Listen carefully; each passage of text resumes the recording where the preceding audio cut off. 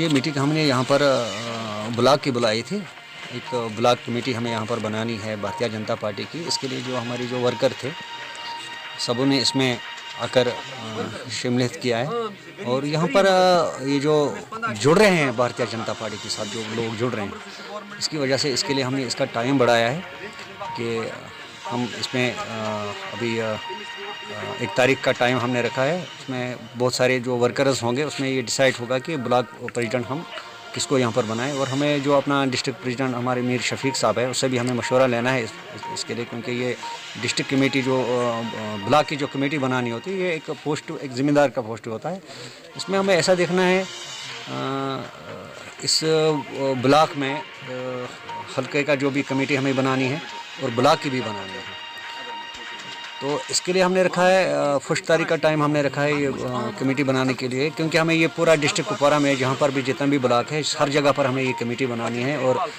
हल्के की जो कमेटी बनानी है, क्योंकि बहुत सारे लोग अभी हमारी भारतीय जनता पार्टी के साथ जुड़ रहे हैं। क्योंकि भारतीय जनता पार्टी ऐसा ही काम ही कर रहे हैं लोगों की, यहाँ गरीब को हक मिल रहा है, लोगों का काम हो रहा है, इंसाफ हो रहा है सबके साथ और घोटालबाजी हम होने नहीं देते हैं यहाँ पर। इसके लिए लोग भारतीय जनता पार्टी के साथ जुड़ रहे हैं। और इसके साथ साथ आपकी चैनल की वसालत से हम ये भी मैसेज यहाँ की जो डिस्ट्रिक्ट के जो अफसरानों तक पहुँचाना चाहते हैं कि जितना भी मोदी जी ने स्कीमें लॉन्च किया है ये गरीबों तक पहुँच जाए और ये जिनका हक है उनको मिल जाए। और ये भी शिकायतें आते हैं अफसरानों की कि ये जो मोदी जी की स्कीम है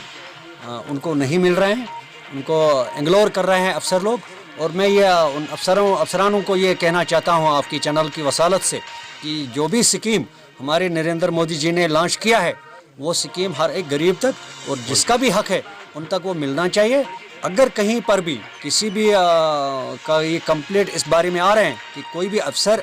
मोदी जी के स्कीम को इग्नोर कर रहा है, उसकी